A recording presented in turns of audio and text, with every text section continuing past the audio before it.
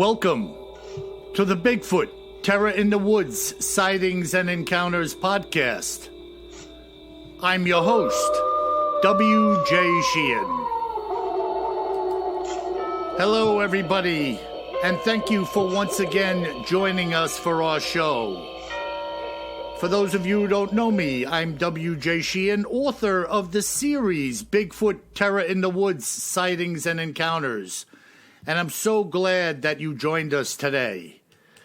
All of my books are available on Amazon in paperback and ebook, as well as volumes 2 through 6 being available on Audible, iTunes, and Amazon as well. We got a great show lined up for you today, and I want to invite my brother in early. Kev, are you out there? I am out there, Bill. How are you? Excellent. You know, I wanted to bring you in, Kev, because, as you know, we're always getting emails, people chiming in with us, which is what we love. And absolutely. I had a conversation today with a lovely couple from down south, Scott and his wife, Megan. And they had emailed me about some evidence. I didn't really read the email that well before I called them because I do like to talk to the people and get stuff firsthand. Yep. And it turns out that Scott was or still is a surveyor, a land surveyor. And he had been on a property where the adjoining property owner had come to speak with him, or he to the owner. And nearing the end of their conversation, this gentleman says to him something to the effect of, "Did you see the hoodoo?" I said to myself, what the heck is a hoodoo? But it turns out that Scott is listening to this man describing what he saw, which was 3 creatures walking a property line. And Scott realizes that the guy is talking about 3 Bigfoot, or a family of Bigfoot that he saw walking on this property line. That's very cool. Pretty incredible, you know? A little voodoo with the hoodoo. Yeah, I'm telling you, man. And you know what? It just made me realize how things happen in the land of Bigfoot. You know, you and I have talked about it at least several times, about my conversation with my neighbor, the cop, about the UFO he saw. Right. And to me, this is the same thing. Like, maybe this guy was just like itching for somebody to talk to about what he saw. And this was the moment in time, and Scott was the guy to hear it. Very cool. Yeah. And of course, now Scott passes it on to me. So the ball gets rolling with yet what was potentially another sighting of Bigfoot in America.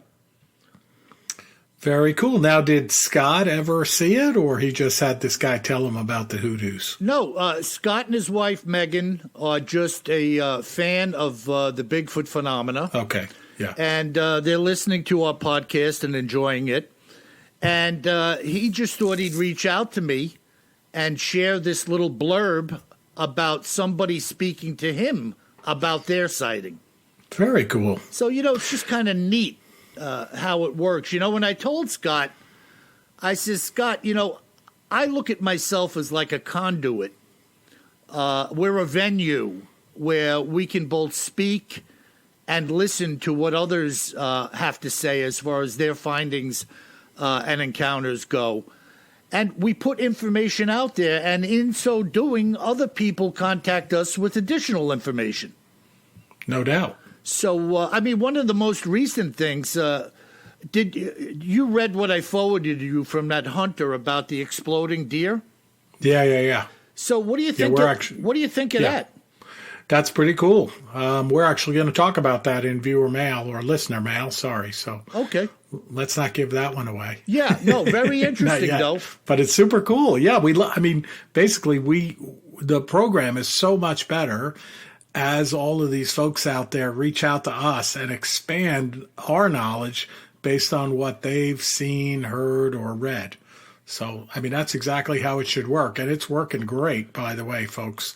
All of you out there, keep the insights and input coming. It's fantastic. Yeah, it really is fantastic. And it's a little Bigfoot hoodoo network. We got the hoodoo going on, brother. No doubt. I got to do some research on the hoodoos. Yeah, well, see if there's anything listed under the hoodoo. That was a new one for me. I mean, I've heard the booger, the hairy man, the beast, the Bigfoot, Sasquatch. Yeah, don't forget him. Well, the other thing is too, and I was talking to them about this as well. The integrity, the type of people that I'm speaking to. I mean, these people did just not put the cork in a bottle of XXX moonshine when I called them, They were straight up, very personable, very nice, good sense of humor, had their heads screwed on straight, and they're telling the story. You know what I mean? So what do you say, No, it's good stuff. Yeah, absolutely. So Scott, a lot of people out there seeing things and saying things about it, which is fantastic. Yeah, and you know what? Here we go, Megan and Scott. Just because you were nice to me on the phone today, I'm going to send you out an autographed copy of one of my Bigfoot books. Oh, all right, again, so somebody else gets an autographed copy, Sorry, and I Kev. still don't have any. So, Scott and Megan, I want you to send me your address back on a link at BigfootTerrorInTheWoods.com, and I'm going to send you out a copy of one of my books just because I like you. Congratulations. Very cool. Outrageous. So, I think you got something tucked in the rear drawer today, Kev. I do, and I also just want to thank everyone one more time and let them know, Bill, this is a monumental day for us. This is our last podcast of our first season. Wow. So the next one you hear will be the beginning of season 2. And first season, coming into season 1, Bill and I were kind of like, I don't know if anyone's going to listen to this. and you have all blown us away with the interaction and the number of listeners and number of downloads that are out there. So thank you so much. We're having a good time, and we're going to keep it coming. So the next podcast you hear from us will be season 2. But so let's talk about this sighting that I'm going to report on. So basically, we have a report of a holiday sighting of Sasquatch that occurred around the time of the U.S. Thanksgiving holiday in the end of November. And the story was published on December 23rd by our friend Tim Banal, and I saw it on the Coast to Coast AM website, and it's pretty darn interesting. And the way the story goes, a motorist was driving on a highway in Oregon. Of course, Oregon is a hotbed of Bigfoot and Sasquatch sightings. On November 30th of this year, so not too long ago. And the individual called and said that they saw a Sasquatch on the side of the road. And what they basically did was they fired up their cell phone and they made a frantic phone call to the state police to report what they had just seen. Wow. Yeah. So again, here's somebody, driving down the road. So hopefully they're sober, Yeah. And, they see this weird sighting. We're going to talk a little bit more about here. And they immediately pick up the phone and call 911. So, engaging with the state police out there. Yeah, it's incredible, too. And, here again, you have a motorist randomly and haphazardly running across something, as the officer said, they're told does not exist. Yep. And the caller said, basically, that it's too big to be a bear. And remember, they're driving down a highway. So as part of the description, they said that the creature was dwarfing the size of the guardrail on the side of the highway. Wow. Just incredible. Yeah. And they also mentioned that it was walking in a bipedal manner. And so that, also leads us to believe that it's definitely not a bear. Bears no stand doubt. up on their hind legs, but they're not going to be walking down the highway on their hind legs. Yeah, and thankfully they didn't say it was thumbing a ride. No mention of that. Mind if I get in? Maybe they called the state police to report a hitchhiker. No, that's not it. So, think about this for a minute. Someone's driving down the highway. They see this very large creature standing up on the side of the road. It's walking along upright. They mention that it is clearly too big to be a bear. And they're so certain that this is something extraordinary that they dial 911 to talk to state police. Yeah, I mean, that ices the cake right there. Because let me tell you something. You can't fool around with 911. No, I mean, you're going to give them your name. They're tracing the number, too, right? You're calling from your mobile phone. Right. They capture your number, no doubt about it. Right. And if you start dropping in some phony baloney stuff to the 911 operators... Oh, you're going to be accountable for it legally. Yeah, somebody's coming to your door to reprimand you at the very least. Exactly. So what is it we see here? Yeah, so actually the story gets even more interesting now. So after receiving this frantic call from the person that said that they saw a Sasquatch, the 911 dispatcher went to the Oregon Department of Transportation website, the DOT website, and they happened to have a camera aimed at the location or the approximate location of the sighting. And get ready, the camera recorded an image from the approximate time of the sighting where there appears to be a very large Sasquatch standing upright on the side of the road next to the guardrail. Incredible. Yeah. Just incredible. Pretty amazing. Now, I don't want to come off like I'm stupid about this because in most cases I don't know what my brother's talking about, folks. But I had seen this video and I was dumbfounded by it. And I shared it with my brother, to get his opinion on it. And so here we are today. I mean, What did you make of that video, Kev? Yeah, so I only saw the still photographs. Did you actually see a video? No, I'm using the wrong terminology. Okay. I saw the same stills. No, the still definitely looks like a hairy man. Yeah. And, and it's also, now there's naysayers on the message boards that I went and looked at, some of these Oregon, I forget the name of the website, but I'll post a picture which has their sourcing on it on our website.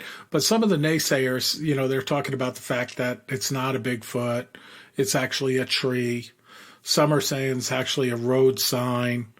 But again, hey, maybe it is a road sign or a tree. I don't think it is, but maybe it is. But it's still interesting that you had this witness. Again, they saw it. They thought enough of it to call 911 immediately from their car and report the sighting, and then have the 911 dispatcher pull the image up, on the camera memory records immediately. Yeah, well, right off the bat, Kev, pardon me if I'm ignorant. When was the last time you saw a tree or a road sign walking bipedally down the shoulder? Well, that's the whole thing. You have the witness saying they saw it walking. Right. You're not going to mistake a tree for walking. Right. And you're not going to mistake a road sign for walking. And if you had that much to drink, you wouldn't call 911. Yeah, and I don't know. I haven't yet. I mean, I'm in my 60s. I've yet to see a hairy road sign or a tree that grows fur. So, I mean, maybe there's stuff out there, but I haven't seen it. It's correct. But, what's also interesting about this, Bill, it's, we talk about it several times in the podcast that, I think this is a sign of things to come in the hunt for the hairy man, in that, there's more and more trail cameras out there, certainly more and more highway video cameras and just still cameras out there in general, right, where we have a much greater potential to get photographic or videographic evidence of the existence of the hairy man. Right. So I think this is cool. I mean, this is the first account I think of where you have someone reporting real time to law enforcement and then law enforcement looking real time at the cameras and seeing something. But I don't think it's the last time. Yeah, it was a really good heads up on the part of that 911 operator to have the wherewithal to go to whatever website she would go to look at the cameras. Right. And just have it click into place like that, where son of a... Can you imagine her expression when she looked at that camera and saw that image? Yeah, well, you figure these days, I mean, I have no idea. I don't know anyone that is a 911 operator, but they must have GPS access to where the phone call is coming from, at least the tower it's tied into, and then they can dial up, the closest DOT camera, like, in the event of a large wreck or something like that, they could see what's going on. Yeah, and folks, when you click into the link that Kev puts up, you're going to see this is taken from one of those high cameras that are typically mounted maybe to show you the weather somewhere, or maybe a traffic jam in a specific area where that's prone to happen on like your news channel when they switch to show you the outside. What would you say? It's probably a couple of 100 yards, Kev, right, from the camera to the Bigfoot? Yeah, I'd say at least 100 yards. Yeah. And it's dark, you see the headlights of the cars coming down the road the other way. Right. It's not a lot of traffic by any means, but you can see a car. Yeah. At least one car. And by the way, listeners, if you hear some howling in the background, I think there might be a dog man out in my yard. Yeah, either that or the wild Labrador. I don't think it's her. I know I put her to bed. Oh, you did? Could be a dog man. Okay. Now, look, I looked at that picture for quite a while. You could definitely see the spacing between two legs. Yeah. The upper body looks like a refrigerator attached to the legs. I mean, this is a cube. No, and it definitely appears to have a head. Yeah. A head and shoulders. Yeah, definitely a massive thing. And it's inside the guardrail. It's on the paved side of the guardrail in reference to the street. Right. A coworker of mine who was actually looking it over with me, he made mention of the fact that the top of the guardrail seemed to come up like to below its knees. And his observation was that, how tall is a guardrail? I mean, it's got to be close to a couple of feet, right? Well, and that's what the caller said, that the creature dwarfed the size of the guardrail. Yeah. So that was part of the reasoning where they said it was much bigger than a bear. Yeah, And obviously she knew what a bear looked like. If you live in Oregon and you travel down the highways, you know what a bear looks like. Yeah, there's no doubt about it. I mean, They're all over the place. Yeah, here we go again with, well, maybe it was a street sign. No, it wasn't. I think you've been hitting the head with a street sign. What do you think of that? Wow, Very that's cool. incredible. Yeah, no, great story, Kev. I'm glad you brought that forth. Yeah, it's a good one. So what do you got cooking? Do you have something else? No, that's it for this week, Bill. Okay, very good. Yeah. I got a great encounter here. All the encounters are great in my opinion, and I've said this many times that if somebody sees a Bigfoot walking down the highway like we just spoke about, to me that's a great encounter. And if somebody like Scott gets a report from a property owner who saw 3 Bigfoot walking along the tree line, that's a great encounter. So I don't say one is greater than the other. I know everybody likes to hear some type of crazy story, and who wouldn't? I'd like to hear that myself, But this story, once again, as you're going to hear, is a rather chilling encounter because we get into some real close quarters here with this creature.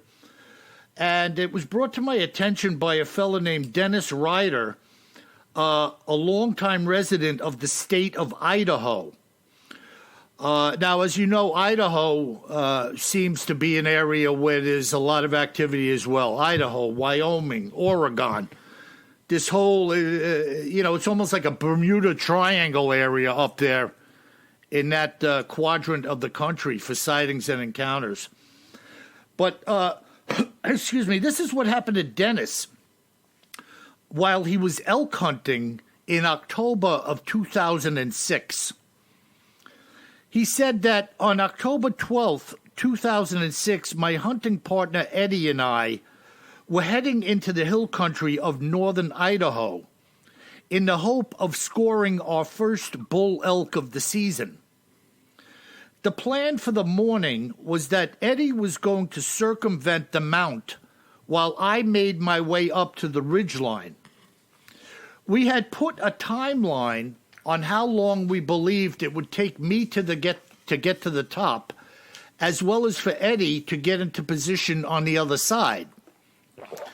After a steady and rigorous climb of over an hour, I had made it to the ridge and was positioning myself in an area where I believed the elk would be funneled into, running up the slope to get away from Eddie.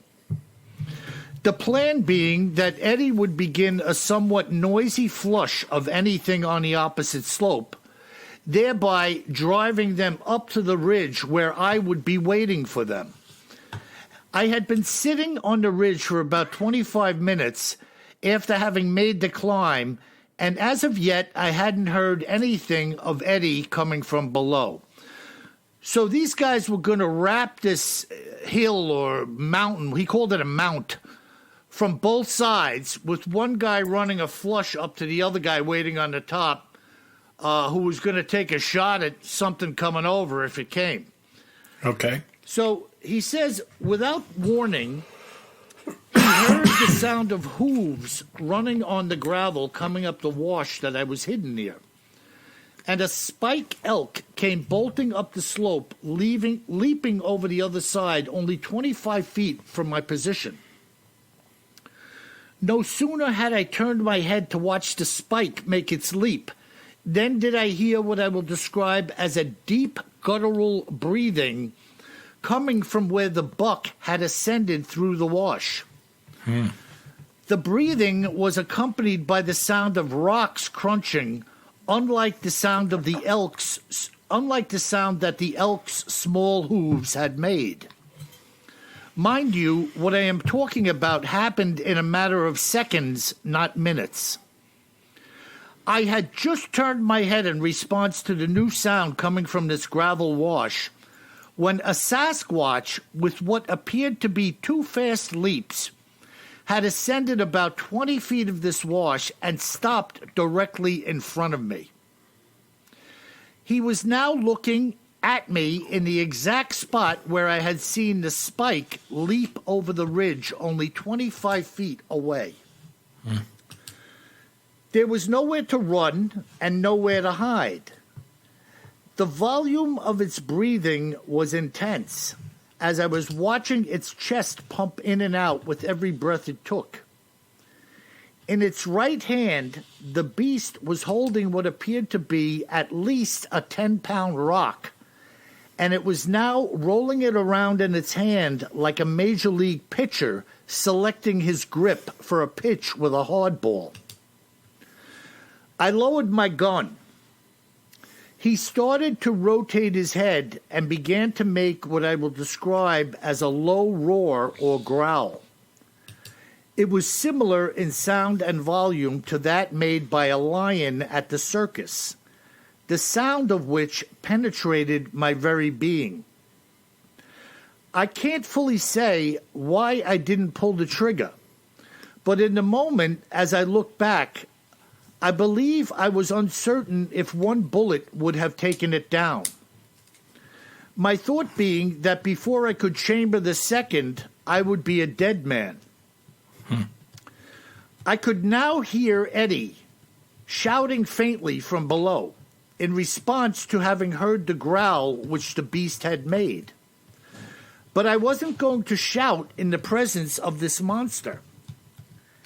At the same time I heard Eddie's voice, the creature had turned in response to it and flung the rock sidearm down the slope in Eddie's direction.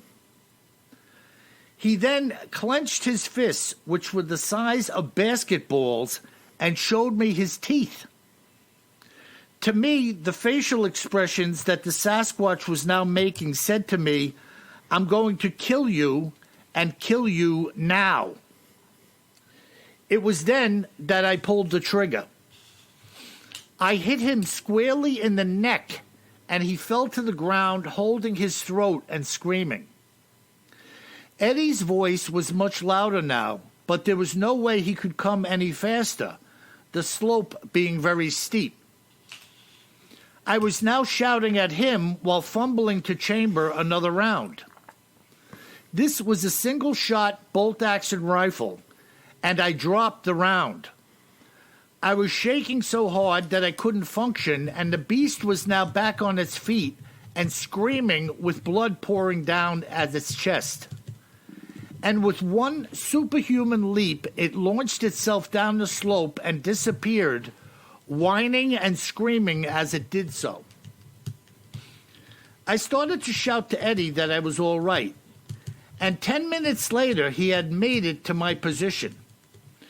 When he asked me what had gone down, and as I began to tell him, he couldn't believe it. I showed him the blood-soaked ground where the Sasquatch had fallen and told him of everything that had happened. He said to me that when he heard the roaring, he didn't know what to think. It sounded like a bear to him, and yet he thought that a bear had attacked me. After all, what else could it have been? This creature was so close to me that I could smell him, and he stunk badly. The odor was along the lines of roadkill and an open cesspool. And after it had gone, the smell was still permeating my nostrils. It was so bad that it almost seemed toxic to me. In fact, when Eddie had reached the ridge, he said, "What's that stink?" The beast was all of close to 5 feet wide at the armpits and close to 6 feet at the shoulders. The jaw protruded outward and its brow was overhanging its eyes, which gave it a very strange appearance. The entire body had scraggly brown hair on it, and it appeared to be filthy dirty from head to toe. When it was showing me its teeth, they were both blackened and yellowed, and what I will call its bicuspids were about a half-inch longer than the rest of its bite. I can't see how it could survive a shot to the throat with all the blood that was coming out of its body, but it was able to get up and flee. This animal, and I do mean animal, had come up the slope that we struggled with as though it was nothing. Yes, it was breathing heavy, but it had obviously chased the elk up the hillside, which is no easy task. The fact that it was also clutching this boulder told me that it was a weapon that it intended to use against the elk when it got close. His hands and feet were massive, and the bodily hair overhung the sides of his feet like it was fringe on a decorative pillowcase. It was the most incredible thing that you can imagine experiencing, and yet I more than likely could have died that day had it not been for Eddie calling out to me. I will never know. What do you think of that? I mean, I think he's very lucky that he lived to talk about this one. You know, first off, if he would have missed with the first shot, you know, I think I would have perhaps been aiming at the chest of this thing just so I didn't miss. Yeah. And then, you know, if he didn't knock it down, it would have definitely, you know, gotten a piece of him at least. And then he's super lucky that having hit the thing, after it got up, it turned and left. Yeah, I mean... You know, otherwise we'd never hear the story. Right, well, I mean, when you're dealing with animals, there's nothing worse than a wounded animal. Oh, no. Terrible. You know... And I thought it was interesting how he dropped the second round when he was loading, because, you know, I was going to interrupt you. Of course, I never heard this count before. I was going to interrupt you, and I was going to say I would have dropped the second round. I think he said it was fumbling a little bit. I was like, yeah, a little bit. Oh, my goodness. Yeah, a little bit. I think my hands would have been shaking off my wrists. 25 feet. He's 25 feet from this monster. Basically alone with his own thoughts. Yeah, his friend is coming, but he's still down the slope. He's not running up the slope to help him. Right. And the smell again, and it's the first time I heard him talk about it like a debilitating smell. That sounds a little bit like what we were talking about with the mapinguari in the Amazon, with the debilitating odor. Yeah, or where they get the name the skunk ape down south. No doubt. I mean, a skunk is a pretty rancid stench, even if you just smell them getting hit by a car on the side of the road. Oh, yeah. Yeah.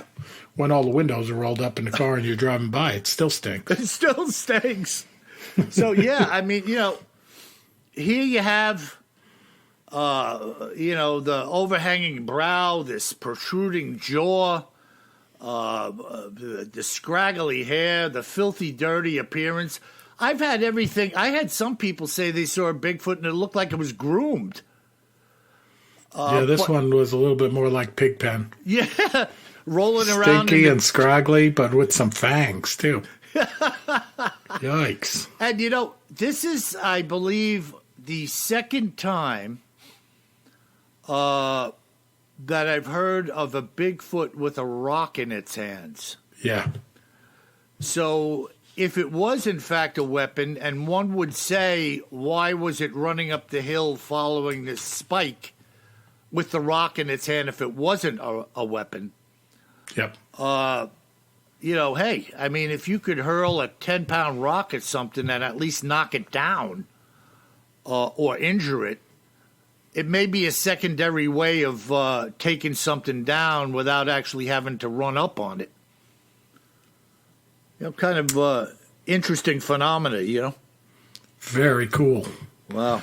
Definitely cool. Yeah. So here we go again, another hunter, or in this case, a pair of hunters, coming across something certainly they didn't expect to going out looking for an elk that day. And, it's a one-off deal, Yeah, in a pretty rural place, splitting up, trying to flush something out, and one of them runs into the beast. Yeah, Idaho. I mean, there's plenty going on over there. Well, especially northern Idaho. I don't think they mentioned exactly where they were, but, I've talked about hiking around in Priest Lake and places like that up in northern Idaho. Yeah. It is super rural up there. Yeah, yep. And, something,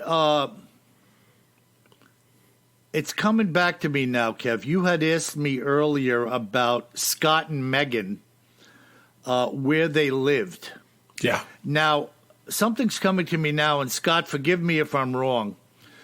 I think Scott said they were about 25 miles away from where the Provo, Utah sighting had occurred. Okay. Yeah, I think I'm confusing my conversation in that they're living down south, but at the time they were over there. Oh, that makes sense. Yeah, and if I'm confusing the issues, pardon me. But that's what's coming back to me now, that Scott was on the other side of a mountain range, 25 miles away from the Provo, Utah sighting that we had spoken about, I believe, in podcast 1, Kev, no? Yep, exactly. Way back. That was podcast 1, season 1. Wow, amazing. Yeah. Well, anyway, so that's it, man. I mean, super exciting. Again, we have a guy who saw what he saw when he saw it, believe it or not. Super cool. I'm loving it. So what do you got for me today? What do we got to dig up in our... Yeah, we got some great listener mail. Lots of it. So first off, we go to the UK. So this gentleman named JR writes, I just want to write to say thank you for the amazing podcast. Love it. I'm from Cornwall in the UK, and I listen every week. I'm a huge fan of all things Bigfoot, and listen to a lot of podcasts and watch a lot of Bigfoot videos on YouTube, Amazon, etc. And I want you to know that I think your podcast is by far the best. Well, thank you, JR. Wow. And he says, you guys present some great stories in a clear and informative way. Most of the time. I said most of the time. Best of all, you're so funny and obviously love the subject and are so passionate about it. Thank you for providing me with so many hours of great listening. Love you guys. Happy New Year. So I figured I'd share that one because it's a little celebratory coming into the New Year celebration here in a couple of days. Yeah, so absolutely. Thank you, JR. We will definitely try to keep it going as we head into season 2. Yeah, it's awesome. And, folks, Kevin and I are blown away by the breadth of our listener base.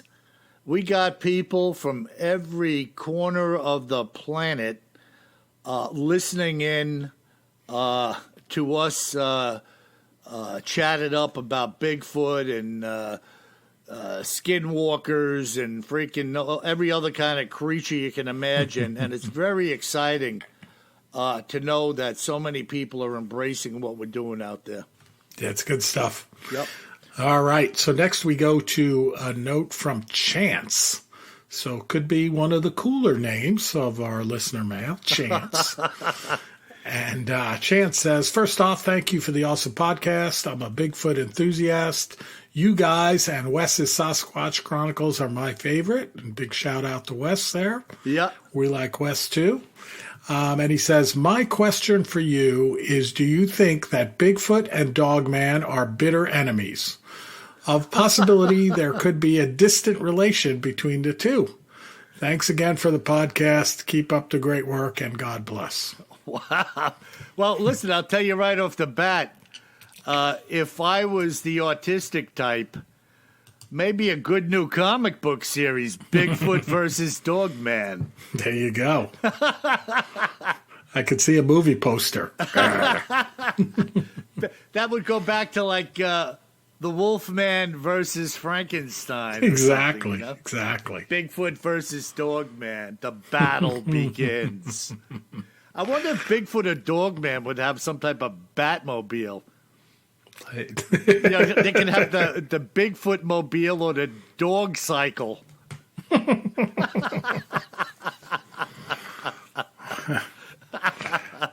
don't know. It's just too stupid, Yeah.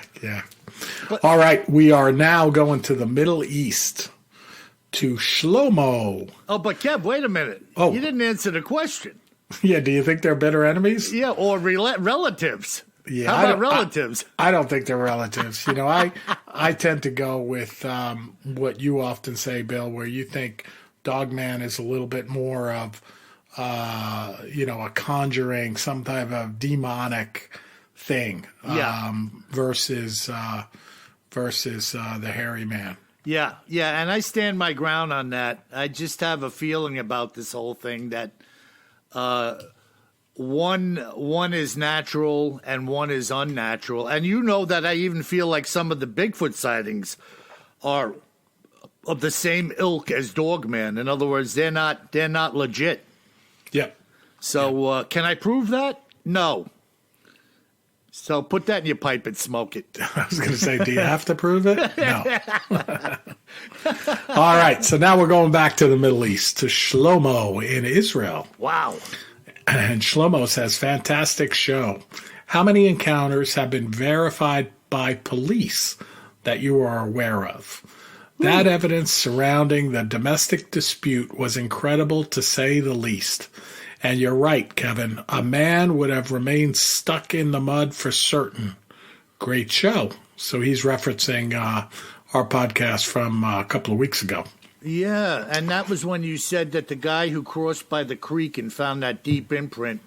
Yeah, if it was a man, he would have been stuck deep. There. Yeah, if you or I stepped into mud on a riverbank and went down to our knee, we'd never be able to pull ourselves out of that. Right, and even if you somehow could, it would not be without some great struggle, laying in the water, trying to pull your legs out or whatever. You're not just going to pop out of there and run away. And you're not going to do it quickly because, as I recall, these law enforcement guys were pretty close by. Yeah. Yeah, it's no doubt. They were about it. minutes behind, not hours behind.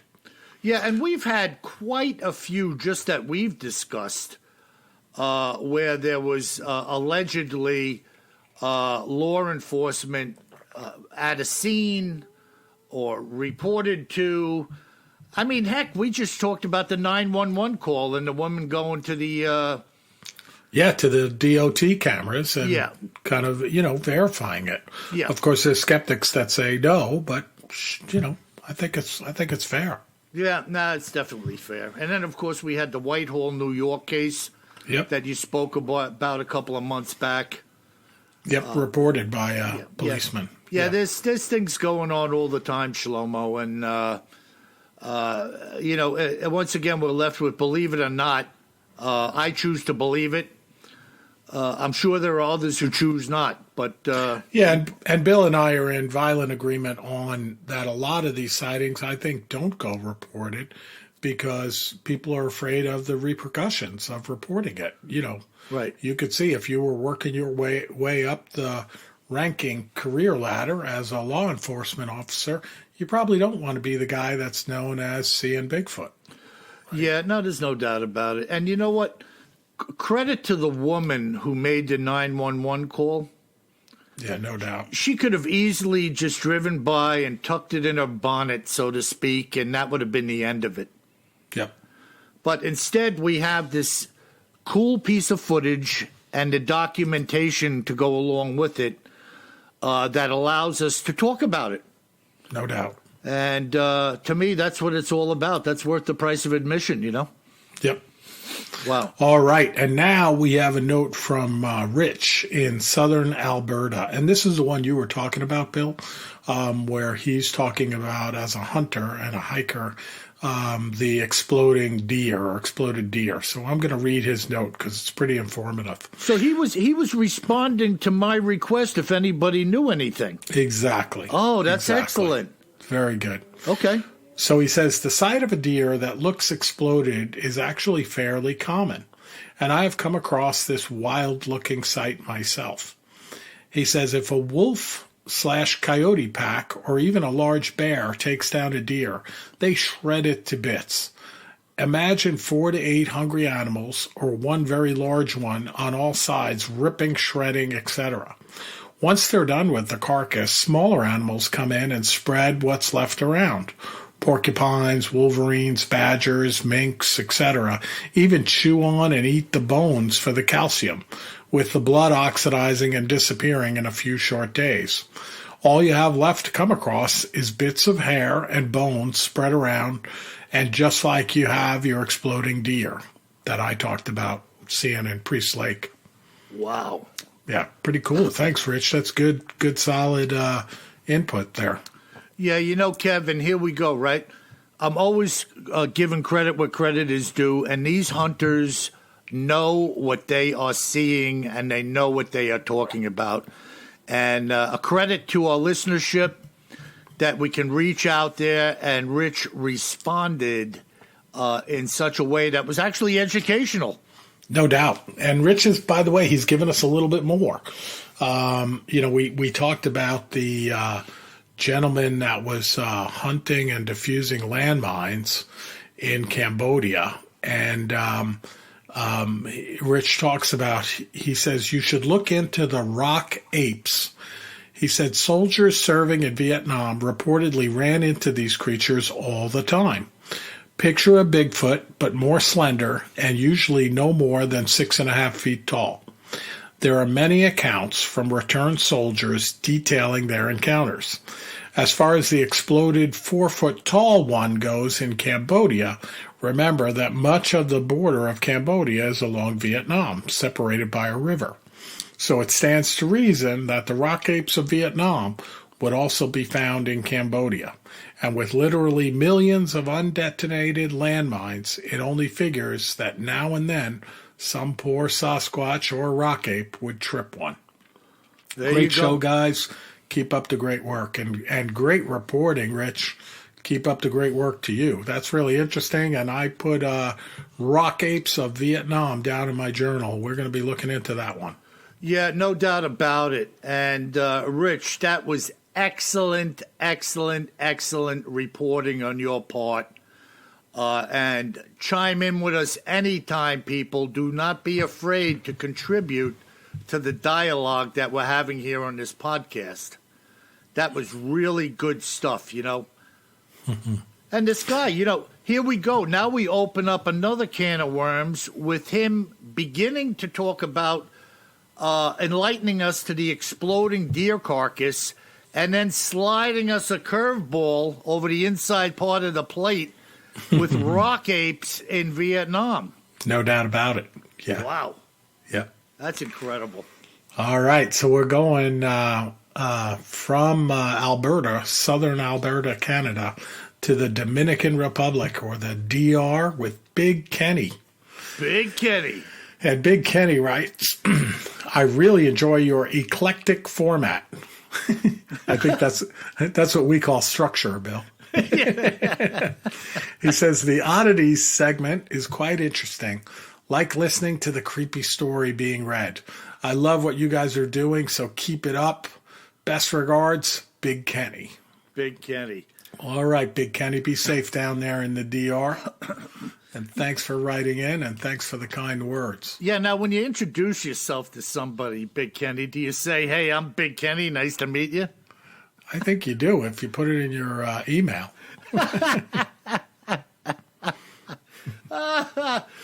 People crack me up, man. I'm All still right. laughing at that other guy. What was his name? Beastly Bobby? Do you remember, Ken? I forget. It's on the tip of my tongue, but I forget. Bulldog. Bulldog, yeah. Bulldog. Beastly Bobby. Bobby You threw me off the Bigfoot. trail with that one. Yeah, it's Bobby Bigfoot. All right, now we're going down south here to Enrique in Nicaragua. Wow. Pretty cool. Yeah.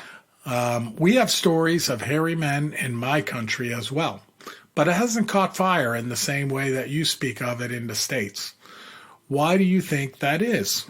I have heard a fair amount about the skunk ape in Florida and would like your take on that too. Enrique. Wow. So what do you think, Bill? You hear anything, see anything down in Nicaragua? I haven't, but really, I wish the floodgate would open with people coming in and telling us what they've heard or what's been passed on to them. Right. I'm sure if there's one person named Enrique that has some type of knowledge, be it firsthand, secondhand, thirdhand of a creature, there has got to be other people out there that have some closer, what's the word I'm looking for, Kev? Like a little more intuitive report on closer activity. association to it. Yeah. So, I mean, that's a call out, a little shout out to all you guys that have any experience down in Nicaragua, whether you're still down there or if you've relocated to someplace like the U.S. or Canada. Reach out to us and let us know what you know about these creatures in Nicaragua. And he talks about the skunk ape, Bill. Definitely, you mentioned it earlier on in the podcast related to the stench, I think. Their skunk ape is on my to-do list for the other oddities segment. I've been looking at it all the way along since we started, but I haven't seen anything compelling enough to report on yet. So, Right. Again, if you got anything out there that's super compelling, down there in the Florida area, let me know. Let us know. You know what? Maybe we could just open up the dialogue one day by just reporting on what's purported about the skunk ape up to this point in time. You know, Absolutely. So sometimes just a conversation about it stimulates a response from somebody else, or we never know what's going to happen. Very good. Very Cool. interesting. And then our last note today, Bill, comes from Allison in Illinois, in the central U.S. And Allison says she's 84 years old and find our podcast, she says, your podcast to be both entertaining and informative. In the 1970s, I saw one of these monsters on the interstate, and it didn't so much as flinch when I slowed down. It simply turned its head to look and then back to slowly walking into the woods. They have to be aware of the people, cars, and according to what happened to me, they don't necessarily care at times. Wow. Do you have any thoughts on this, Allison from Illinois? Wow. What do you think about that, Kev? It's pretty cool. I mean, we hear about the sightings all the time along the roadside, along the highway. I'm still waiting to see one with all the driving I do, but I haven't seen one yet, but I'm always looking. Yeah. And then, it's also interesting, Bill, where here she listens to the podcast and then it jars her memory or spurs her forward to talk about something that she saw in the 70s. You know, we've heard about that several times during our podcasting. Where, maybe they never mentioned it before, but, listening to it and having someone to tell, all of a sudden, it's kind of like, hey, I've seen those. Yeah, and, the fact that you could type an email is a kind of nondescript way of, not too much identification. You're not going to lose any sleep over typing out a message to the Bigfoot Terror in the Woods podcast and saying something, No, not at all. So it's a way of sharing something and kind of remaining anonymous, so to speak, No doubt. Yeah, and we're not going to give your identity away or anything like that either. Right. And I mean, look, she doesn't have a lot to share, but what she has to share is that she saw something on the side of the road back in the 70s and identifies it as being a Bigfoot. Yeah, super cool. Yeah, and I mean, if you get 1,000 people saying the same thing in 1,000 different locations, what does that tell you? Yeah, no doubt about it. And more than 1,000, too. Yeah, I mean, it's crazy, and here we are again just talking about a camera, which they didn't have in the 70s, taking a picture of this one next to the guardrail. Yep, exactly. Just amazing. We're going to see more evidence over time. Yeah, no doubt about it. No doubt about it. Wow, super fantastic. Good. Well, again, thank you everybody for sticking with us through this first season, and please give us 5 stars on your favorite player. And then also, if you have a few minutes, just drop a few kind words in the review section as well as giving us the 5 stars. We love to hear from you, and it brings more listeners to the podcast as well. So thank you very much. Awesome. Well said, brother. And folks, as we close out this podcast, being our last podcast for season 1, may I remind you once again of just one thing. Always carry more gun than you think you're gonna need. Sleep tight.